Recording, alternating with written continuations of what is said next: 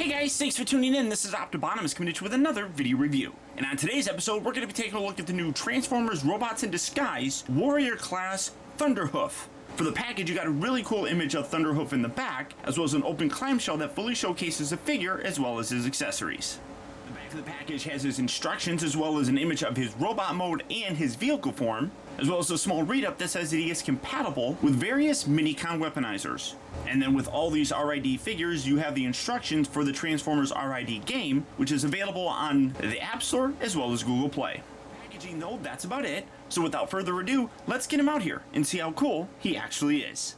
Okay guys, so here we have Thunderhoof open up and out of its packaging, and honestly, like I said, I have not watched a lot of RID, but from what I remember of this guy, and it's only been about 1 or 2 episodes that I recall seeing him, this is pretty accurate for him. He appears to transform into some kind of a tractor truck looking thing, but for some reason, I want to say that he should be bigger. He looks cool, don't get me wrong. I do think that some of the color on him could be a little bit better, as with a lot of figures nowadays, but in general, he looks pretty cool. Coming in to take a closer look at him, as you can see, he's primarily this blue plastic, but like right up here, it kind of gets a little bit ugly with the whole black area. You got like the windows and the mirrors and stuff, and it just kind of sticks out, and you can even see like right up here where it's supposed to be the window, and then it just breaks apart as being this black plastic.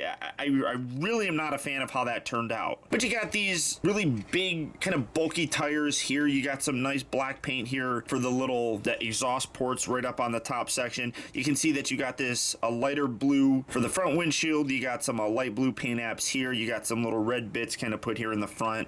Really, that's about it. You have the Decepticon sticker with the little game code there. I mean, overall, pretty decent looking. I just think that, again, some of the color choices on here really aren't very good. You can actually store his weapon underneath here. There's a little hole that kind of forms right underneath there that you just kind of put the handle for his gun right in there, kind of wedged it up there. It does give it a little bit of kind of underside kibble, but it really doesn't look all that bad. But the weapon is just molded in this black plastic. You got some spiky bits here at the top. It has this really cool molded detail here for like the barrel, but actual nice sculpting detail on there as well. I dig that. Now to transform him, again, he's pretty simple, but he actually is pretty satisfying to do. So first you just take this and we're going to hinge this out just like that. Just kind of bring that all out, get it out of the way, kind of like so, and then take this section here and then separate this, and this is going to hinge here. You got the little hinge here for his hips, and then you got another hinge section right up here. So bring that a little bit further down, and then before you bring it all the way forward, rotate it, and then you can bring it all the way forward. Just kind of makes it a little bit easier because these little pieces right here kind of get in the way as you're rotating them. Rotate these little pieces down. Those are going to create his feet. Separate that section. It's on a really nice kind of mushroom peg here.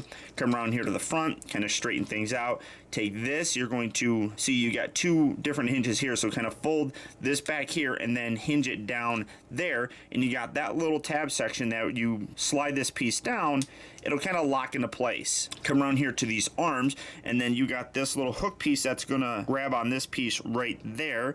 Give that a nice little push, locks that into place. Do that on that side as well. Rotate the fists out, kind of straighten out the hands or the arms right here. Straighten that out just like that.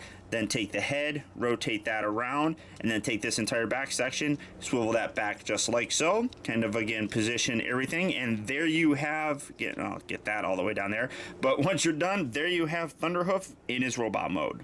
And for the overall look for Thunderhoof here, I'm actually pretty happy with him. He definitely comes across as kind of a rugged farmer kind of thing. I don't know exactly how to describe that, but that's the impression that I do get. He's proportioned, very strong looking, and just overall has a really nice solid presence.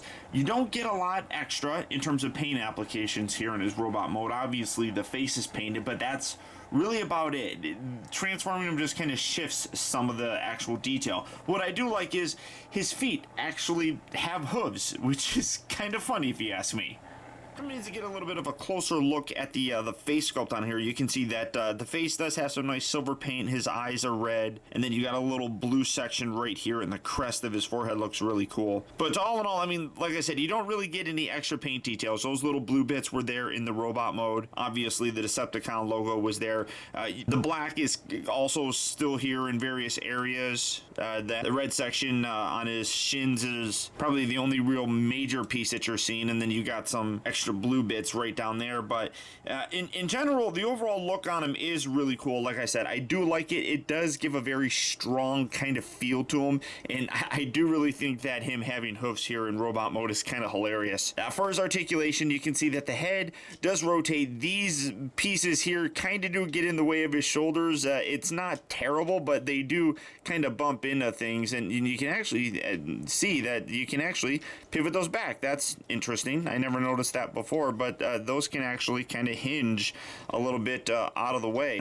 The shoulders are kind of weird. You got a ball joint here at the upper section, which you can rotate and everything and get a decent range of motion, but right below that is the swivel for another sort of shoulder joint. So I don't really get that. That kind of is weird to do. I mean, obviously, you're going to want to kind of keep that locked in to kind of keep those fenders or whatever these are called kind of positioned inward, and then you can move this, but all this kind of gets in the way. I mean, all the motions there, it's just really strange. The elbows are on ball joints, so you can move those forward and back, and then they can also rotate. But again, all this stuff here in his shoulders kind of gets in the way. So it's like all the joints are there and the posability's there. It's just really strangely incorporated. I don't know how to describe it, I guess. It works, it's functional, it's just strange. The wrists, I guess you could say, as part of the transformation, hinge in and out.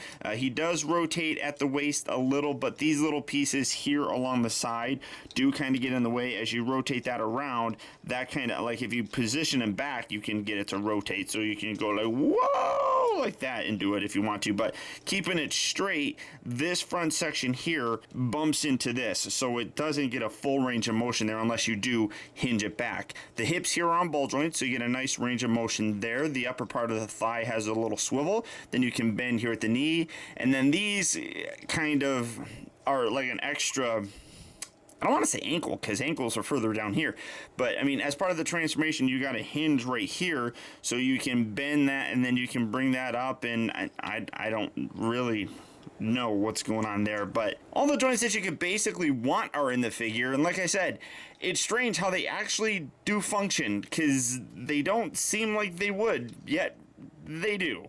And then as a warrior class figure, as you can see at the head, he comes in at about 5 inches tall. But with the addition of the spiky things on the back of his head, it pushes his overall height to about 6 inches.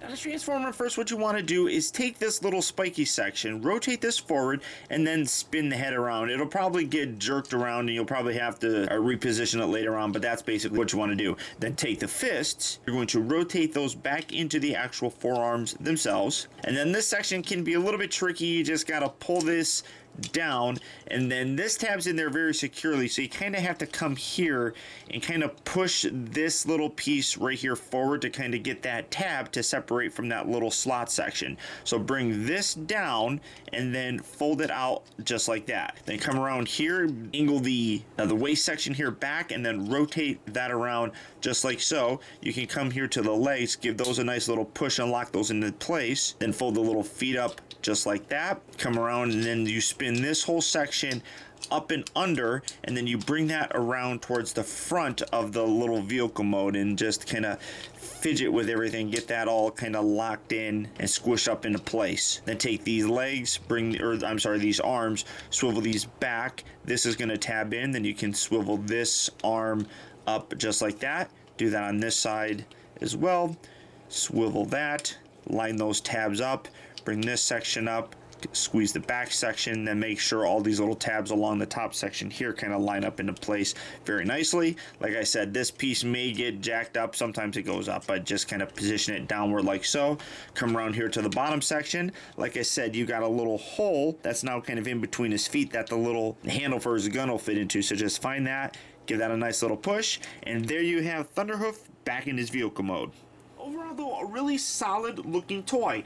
Again, I do think that some of the colors of the plastic and lack of paint applications do kind of hurt him, but vehicle mode wise, I think it looks really very cool. I do still think he should be a little bit bigger, but in general, he comes together nicely, especially with that transformation. I love how the back section of the vehicle becomes the front section, and the front section goes to the back. I just think that's really cool.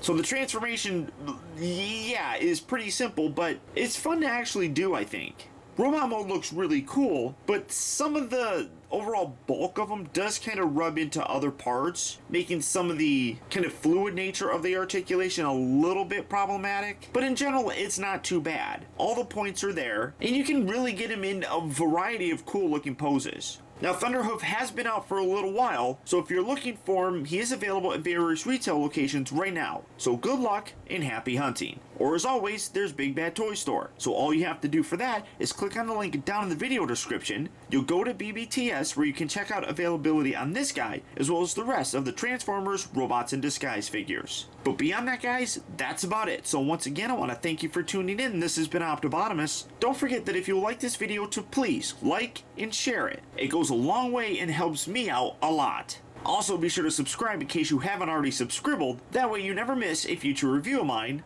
And as always, until next time, be excellent to each other.